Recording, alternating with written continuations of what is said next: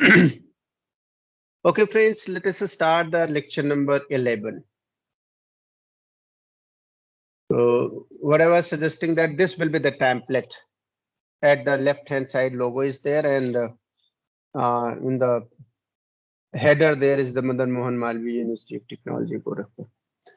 So, today we will start the um, lecture number 11, but here it should be unit second.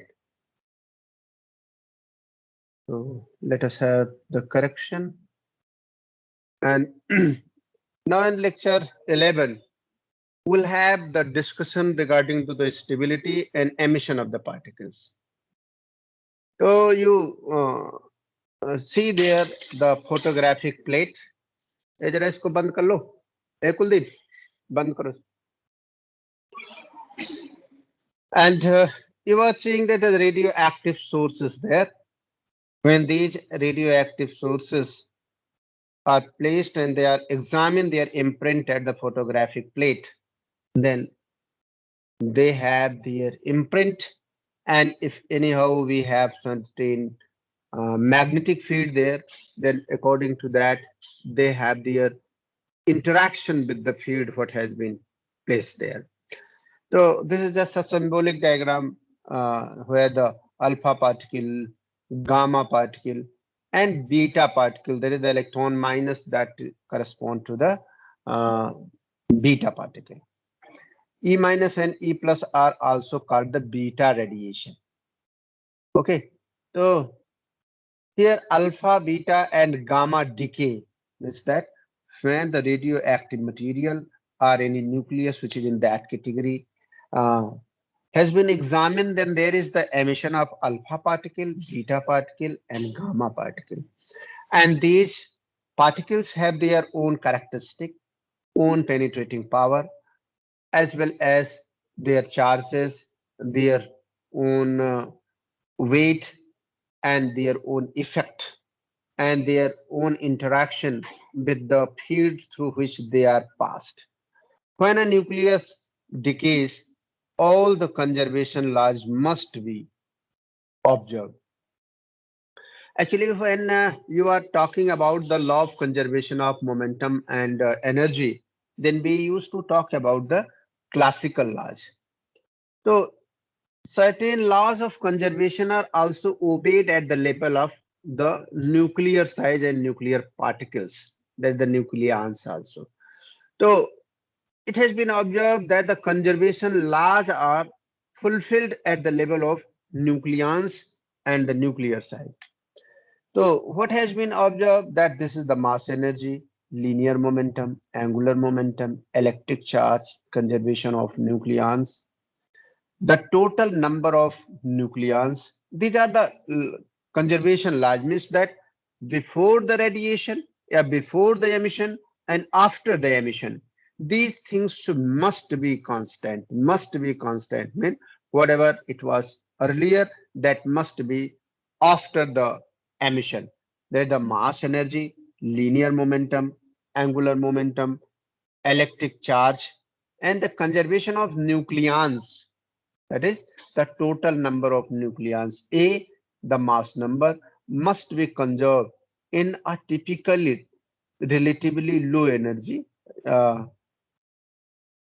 nuclear reaction or decay. So whenever we will talk about the nuclear reaction, then certain laws must be obeyed there. And when you will study about the particles, there are certain particles. There is another domain of the uh, particles which we used to say the particle physics. Then they have their own charges, they have their own momenta, they have own spin, they have their own strangeness, and all these things must be obeyed and conserved throughout the reaction, because those particles participate in the reaction. Whenever we are talking about the particle, this alpha is a particle, beta is particle, gamma is also particle or radiation, whatever you will say, that the beta radiation, alpha radiation, radiation and particle, just you can say that when we will talk about the de Broglie matter wave, no? So when the particle is in the momentum, then obviously a wave is associated with that. And if we are considering that wavelength of the same, then we will call it as a radiation. And when we will consider it as a particle, then obviously that is particle. This is the wave particle duality. That's why many times it is known as the gamma radiation, beta radiation, alpha radiation, or alpha particle, beta particle, and gamma particle. So these are the convention in the nuclear radiation and nuclear decay. So here is certain reaction or certain samples here, which we will discuss. Let us have the radioactive nucleus, that is ZXA, be called the parent, and have the mass is denoted by M, and within the bracket ZXA. When ZXA has this mass, this is known as the mass of that parent nucleus. And then after, what happened when it goes under the process of decay, then two or more product can be produced in the decay process. What is that? Let the original one is My, that is the mother. Yeah, you consider the parent, and mass of the subsequent one daughter will be MD, and MD, let the original one be the My, and the mass of the subsequent daughter nuclei is MD. So here we are saying that the fragment of the parent nuclei may be one, two, or more than two. It depends that what type of decay, what type of parent nuclei we are taking, and how they are decaying. So M of ZXA is equal to MD plus My plus Q by C square. This is a part of energy, or if we are considering it as a mass energy, mass, then that is divided by C square, then that is corresponding to the energy. So the conservation of energy is that the energy before the decay, before the uh, uh, fission, or before the nuclear reaction, that must be after the nuclear reaction. And where Q is the energy release, that the in the disintegration energy, and equal to the total kinetic energy of the reaction of the products. That's why this Q is equal to M, the mass energy of the parent nuclei, minus the mass energy of the daughter and mother nuclei.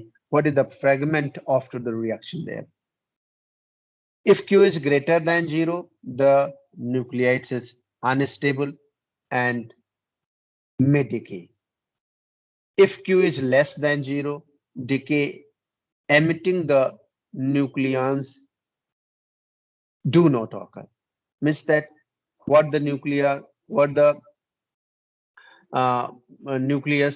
are the stable one, then uh, there is the less chance for the decay. That's why it has been mentioned here in the next bullet that if Q is less than 0, the decays emitting the nucleons do not occur.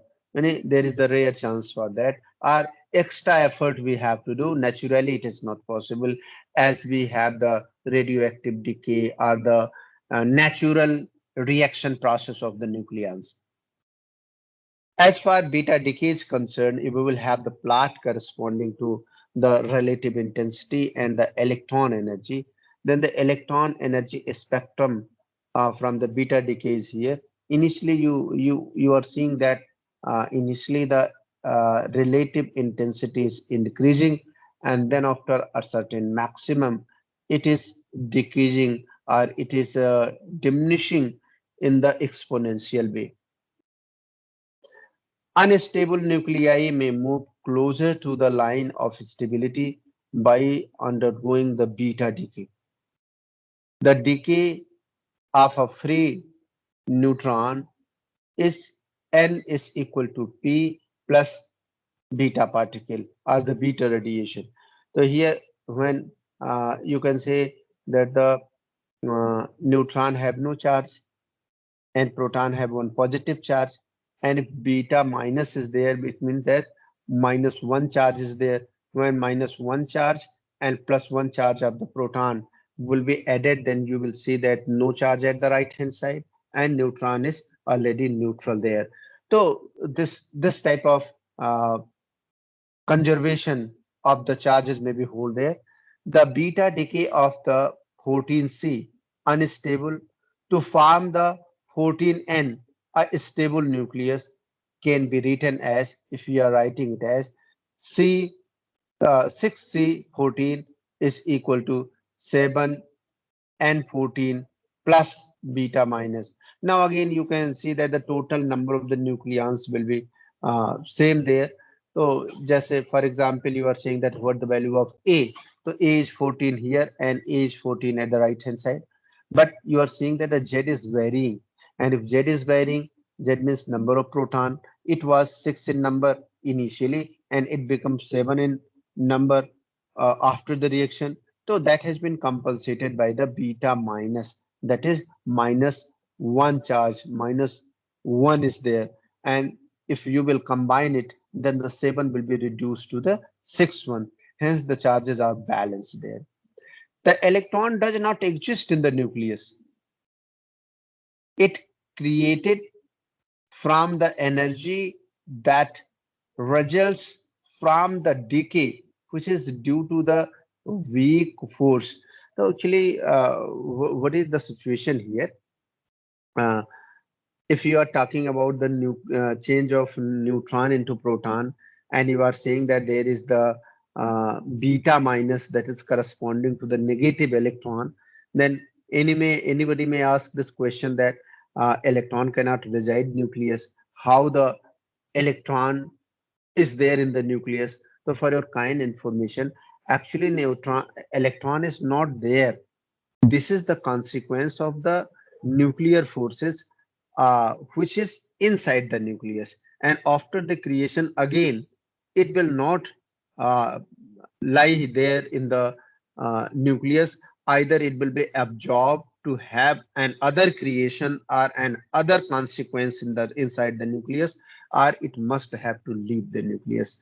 So this is the way to understand it, how the existence of electron uh, electron uh, electron just as an intermediate particle for the conversion of neutron to proton or proton to neutron inside the nucleus, and it is just a bridging the things.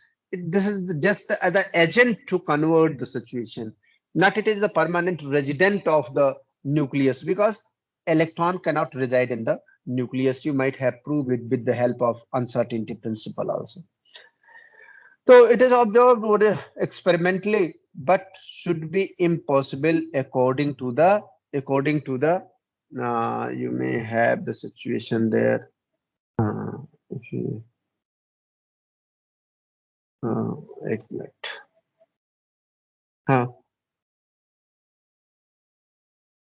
This was the situation. This is observed experimentally, but should be impossible according to the prevailing understanding of the physics before the Pauli's neutrino. Actually, it was a debate before the Pauli's neutrino theory that how the electron can reside in the nucleus if such a situation is prevailing there. So Pauli has given its explanation that how the beta minus is the intermediate particle, and it has been used for the conversion of one nucleus to the other nucleus. Anyway, let us have the more discussion for the beta decay again. There was a problem in neutron decay. The spin half neutron cannot decay to two half spin particles, a proton and an electron. 14C has the spin 0 and 14N has the spin 1, and the electron has the spin half. Actually, this was the problem. कि भाई पहले अगर spin का conservation कैसे होगा, एक spin neutron का spin half था, और जब ये डिके हो रहा है तो दो पार्टिकल हो रहे हैं, एक तो प्रोटॉन इटसेल्फ है और दूसरा बीटा पार्टिकल है जो इलेक्ट्रॉन के करस्पॉन्डिंग है, इलेक्ट्रॉन की ही तरह है, क्योंकि दोनों फर्मियान हैं, दोनों की स्पिन हाफ होगी। तो ये कैसे पॉसिबल है कि हाफ स्पिन दो हाफ स्पिन पार्टिकल में प्रोड्यूस हो या डिके हो? तो this was a problem, but the problem has been resolved by this fact that कि 14C has spin 0 and this N, any 14N has the spin 1 and the electron has the spin half. If you will see at the last slide here, especially for the spin point of view, here we have this C. C have what the spin C have and what the spin N have and what the spin beta minus have. So this was a great discussion there कि if C have 0 spin and N have 1 spin and electron have half spin, then how this conservation law will be balanced later on. Pauli has explained it, how it is possible, and he give its own explanation. There is another theory for that. There is another way for the explanation of the balancing of the spin in the nuclear reaction, which I will discuss later on when I will take up the nuclear reaction corresponding to the different nuclei. We cannot combine spin half and spin 1 to obtain a 0 spin, because the carbon has 0 spin and nitrogen has 1 spin, and along with the nitrogen there is the electron, that is the beta minus particle, that have the half spin. Then there was a question if we cannot combine half and 1 to obtain the 0 spin. So Wolfgang Pauli proposed a new particle, the neutrino, that must be produced in beta decay. It has spin quantum number half, charge is 0, and carries away the energy that is apparently missing in the figure in the previous slide. Actually, Pauli suggests another existence of a particle that is known as the neutrino. And for your kind information, every particle have its anti-particle also. That's why corresponding to every neutrino, there will be the anti-neutrino also. Later on, I will discuss that what happened with the parity of the neutrino and anti-neutrino particles. So basically, what was the major contribution of the Pauli? That he proposed a new particle, that is the neutrino, that must be produced in the beta decay. And it has a spin quantum number that is half, and charge is 0, and carries away the energy that is apparently missing in the figure in the previous slide. Basically, when we are plotting the beta decay part, then at some places some energy was missing. But the explanation was not there ki how this expression, where this particular uh, part of energy goes. So for that, this explanation has been established by the Pauli.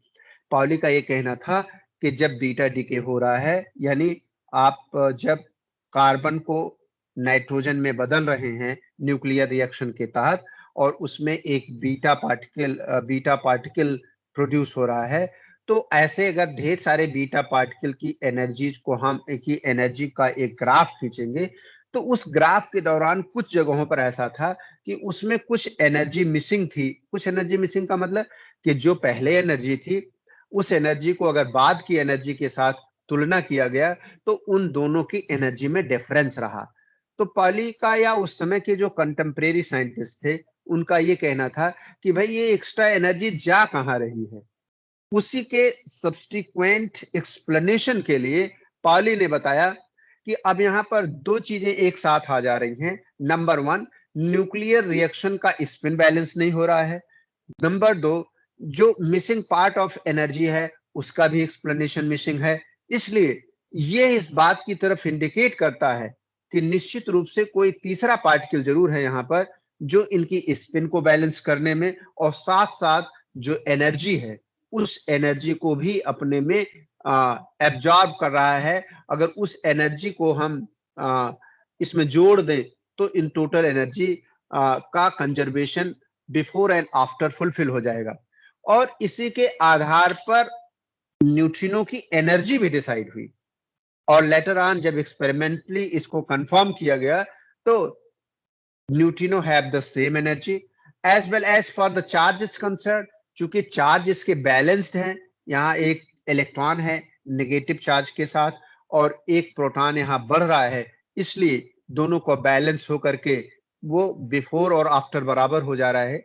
इसीलिए जो neutrino produce होने की बात कह रही है, जिसका prediction poly ने दिया था, उसके लिए ये कहा गया इस पर किसी तरह का कोई चार्ज नहीं होगा।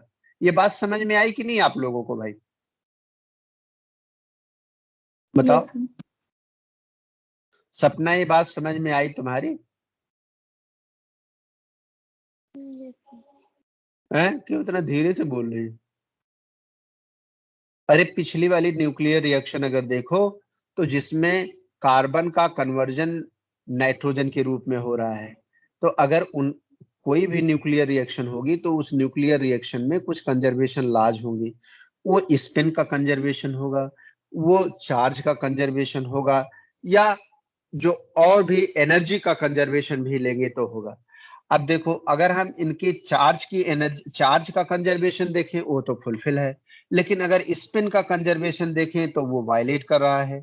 अगर हम इनकी एनर्जी को जोड़ते थे दोनों तरफ तो जो प्लाट दिखाई दे रहा है, जिस प्लाट को हम लोगों ने पिछली स्लाइड पे देखा है, उसके तहत यदि एनर्जी को हम पहले और बाद की एनर्जी को देखें तो दोनों में डिफरेंस था।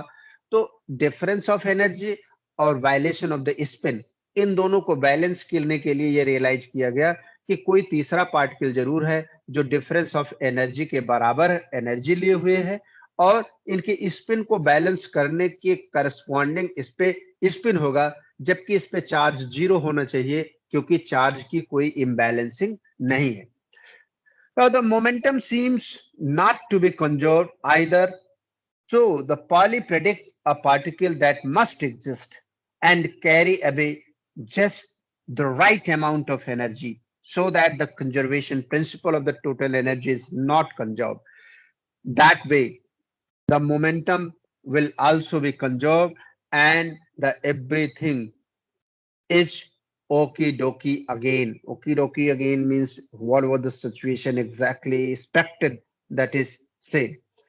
That particle will actually be must later experimentally observed. Means what has been predicted that this type of particle must be there and later on experimentally it has been observed. An occasional electron is detected with the kinetic energy close to the required kinetic energy K maximum, but in most cases, the electron's kinetic energy is less than the kinetic energy, maximum kinetic energy. The neutrino has very little mass and most of its energy is kinetic. Neutrinos have no charge and do not interact electromagnetically. They are not affected by the strong force of the nucleus. They are due to the weak interaction, the result from the weak forces. The unification of the electromagnetic and weak force is the electroweak force. That is another field of the study in the nuclear physics. The unification of the electromagnetic, जैसे हम electromagnetic force और weak force दोनों को एक साथ जब consider करते हैं तो that field is known as electroweak force. Let us have some more discussion for the beta decay. There are actually anti-neutrino also. What already I was telling you people, corresponding to all particles, there will be the anti-particles also. Corresponding to proton, there is neutron. Corresponding to neutrino, there will be the anti-neutrino. Corresponding to the all quarks, there will be the antiparticle. Corresponding to all leptons, there will be the antiparticles. The beta decay of both a free neutron and 14C is written as n is changing to the p, that is neutron is changing to proton, having the beta minus plus the anti-neutrino particle. This is the complete equation of the beta decay. Earlier what we were saying that neutron is changing to the proton and one beta radiation is there, but this is not true.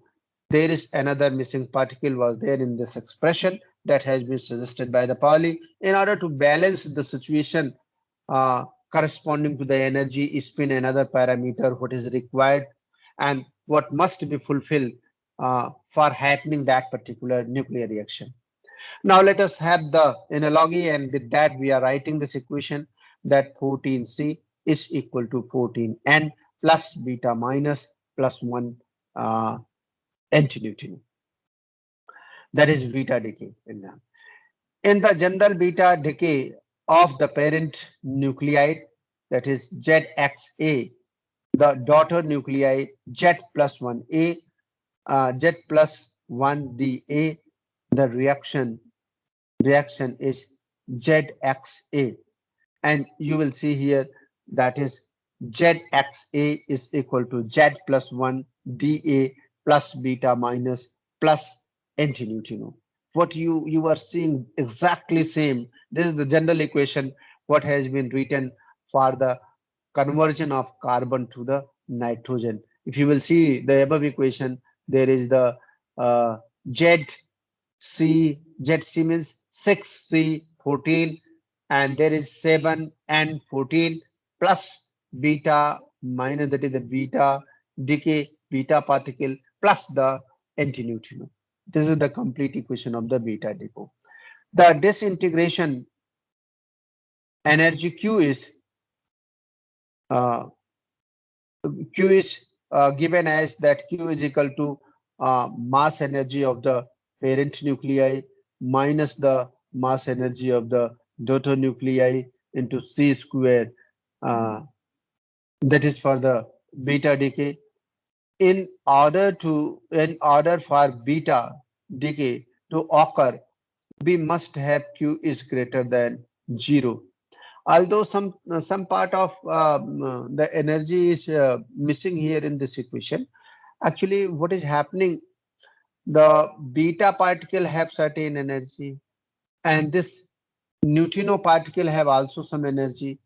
So that energy has been contributed in the beta and this antineutrino particle that is appearing just as a Q is greater than 0 value. The total number of nucleons A in is constant, but Z changes to Z plus 1. What happened for unstable nuclei with too many proton? हमने पहले भी बताया था कि when we are increasing the number of A means that the number of proton is increasing in that particular nuclei or in that particular nucleus, then due to the Coulombic repulsion between them, the nucleus become unstable. That's why usually it has been observed when we have more value of the A, then the nucleus is unstable. That's why it has been mentioned here. What happened for unstable nuclei with too many protons? Positive electron, positron is produced. Positron is the antiparticle of the electron. A free proton might decay with T half greater than 10 to the power 32 year. Nobody knows for the sure. For such type of a free proton might decay with half lifetime is greater than 10 to the power 32 year. Nobody knows what is the score basically if such type of situation is occurring. The nucleus 14O is unstable and decays by emitting a positron and a neutrino to become the stable, that is the 14N, and you may write it as 14O is equal to 14N plus beta plus neutrino. Now you have the beta plus decay, any beta decay in plus having the plus value, there is the positron, and there is the neutrino particle, not the antineutrino, what already I have discussed in the earlier nuclear reaction. This is known as the uh, positive beta decay there, or the positron decay here. The general B plus decay is observed in the general equation, that is Zxa is equal to Z minus 1 dA plus beta plus neutrino particle. What the electron capture actually? Classically, inner K cell and L cell electron are tightly bound, and L orbit are highly elliptical. Possibility of atomic electron capture is there. That is the reaction for the proton is that P plus E minus is equal to neutron plus a neutrino particle is here. The general reaction is here that we will write it as Zxa plus E minus, and that will correspond to Z minus 1 dA plus the neutrino particle. If one electron has been captured, then obviously one proton will be reduced at the right hand side, and in the daughter nuclei will have one less proton and the same number of A plus neutrino particles here. The disintegration energy Q is equal to mass of the parent nuclei minus the mass of the daughter nuclei, and this energy is required to capture the electron there. For the gamma decay, let us see here. And if we have one unstable or excited parent nuclei, then it may decay to the stable form or its stable situation without changing Z and A, and there will be the radiation, that is the gamma radiation. And with this, you will see here that there is no number of proton or neutron associated with the gamma particle, or there will be no charge on the gamma particle. That's why after the nuclear reaction, that is from X star, there will be no change in the value of Z. If the decay proceed to an excited state of energy Ex rather than to the ground state, then the Q for the transition to the excited state can be determined with respect to the transition to the ground state. The disintegration energy Q to the ground state, that is Q0. You will see here this nuclear reaction. That is the 5 boron 12 is equal to 6C12 having its excited state or unstable situation, and there will be another particle, that is E minus, that is the electron plus the antineutrino. And when this unstable or excited unstable carbon nucleus is undergoing uh, uh, is in the process of the nuclear reaction due to the gamma decay or under the gamma decay, then you will see that the 6C12 plus 1 gamma radiation. You can see this particular picture here, that how the gamma radiation is here, how the electrons are captured, and after capturing the electron, how this C 6C12 become the excited state. That first, what is happening? That is one electron. This 5B12 is going to be the uh, excited state of, or the unstable condition of the carbon, and then after this carbon is decaying to the stable condition, emitting one gamma radiation.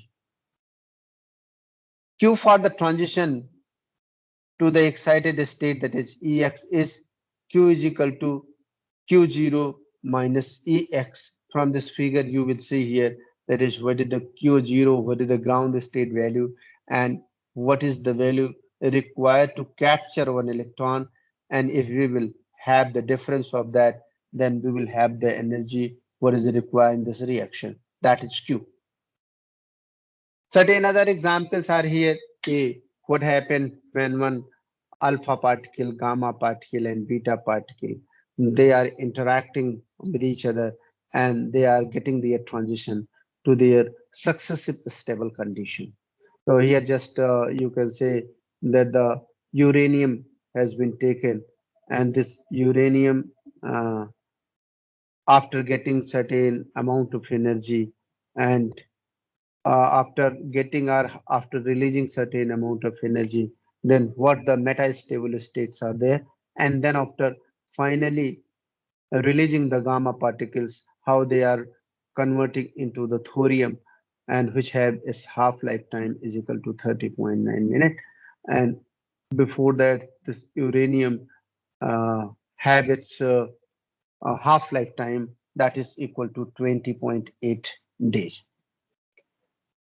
Excitation energies tends to be the much larger, many kilo electron volt or even the mega electron volt. The possibilities for the nucleus to write itself of this extra energy is to emit a very high energy photon, that is the gamma ray. The gamma ray energy HF means H into frequency, is given by the difference of the higher energy state E and the lower energy state, that is E is less than that of, and hence the difference of these two will be E minus E, and that will be equal to the HF, that is the value of the or the energy of the gamma photon. The decay of an excited state of AX star, where star is the excited state, to the ground state, we must have that it is changing to the AX plus gamma, that is the radiation. A transition between two nuclear excited state, that is the greater energy, meaning higher energy, and then after the lower energy, that is equal to AX star lower energy, higher energy is converting into AX star lower energy plus the gamma radiation. Another example, if we will consider here, the gamma ray are normally emitted soon after a nucleus is put into an excited state. Sometimes the selection rule profits a certain transition, and the excited state may live for the long time. These states are called the isomers and isomeric state, and are denoted by a small m for the metastable. Example, one state of 210m bismuth 82 at 0.271 million electron volt. Excitation energy does not gamma decay. Excited energy does not gamma decay because of a large spin difference transition. Some radioactive nuclides are there. The unstable nuclei found in nature exhibit the natural radioactivity, and certain data has been given here how the nuclides are uh, having their lifetime during their decay, and with the abundance of such nuclides in the nature. So you can see that these data for the rubidium, for the potassium, rubidium, cadmium, indium, tellurium, and other nuclides are there, which are given up to the last point, and they have their lifetime. You can say 10 to the power 9, 10, 15, 14, 24, 21, 11, 15, 11, and 15. And according to that, their abundance is there. All living people are somewhat radioactive. Example, Gracia, depending on how much sodium chloride they eat, uh, it is obtained from the mines where there is some KCl present as well. Means what the statement refers that whatever we are taking as our nutrients or supplement, food supplements, in that some elements are there which are radioactive in nature. That's why all the living people are somewhat radioactive. Radioactive nuclides are some radioactive nuclides we have to study here. There are only four paths that the heavy naturally occurring radioactive nuclides may take as they decay. चार तरीके, चार path, चार track बताए गए हैं. Mass number expressed by either 4n or 4n plus 1, 4n plus 2, 4n plus 3. ये the four radio active series, in series के लिए मास नंबर जो इनका है ये 4n, 4n plus 1 and 4n का मतलब जैसे आप इसमें अगर देखें तो थोरियम के केस में, यानी एक सीरीज जो पहली सीरीज थोरियम की है वो इसमें जिसका पेरेंट न्यूक्लियाई है वो 90 232 है. इनका जो life time, half life time है 1.4 इंटू 10⁻10 है. और इनका जो इन प्रोडक्ट आता है वो लेड के रूप में 82 and A is corresponding to that is 208. तो ये डिफरेंट सीरीज हैं इनकी जो न्यूक्लियर रिएक्शन या रेडियो एक्टिव मटेरियल का डिके होता है.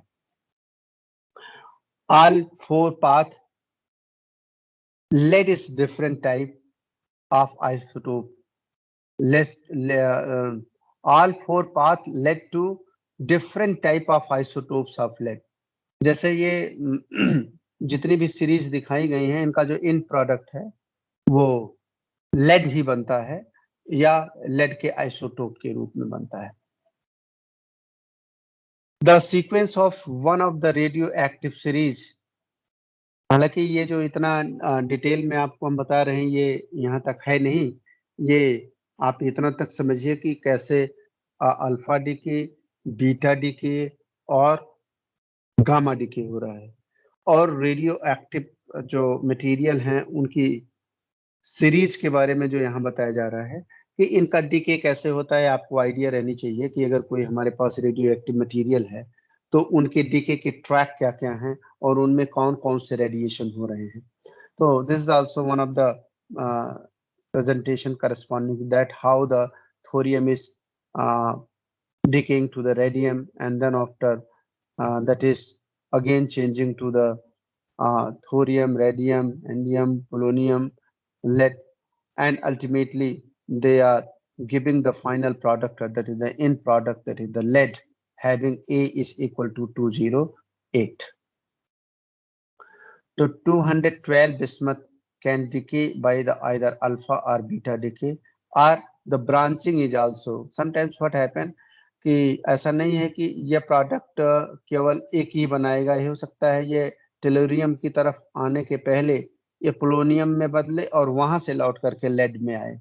इनके ब्रांचिंग भी हो सकती हैं, ये डिपेंड करता है कि कौन सा मटेरियल है और किस तरीके की स्टेट में किसका इनका डिके किस तरह हो रहा है।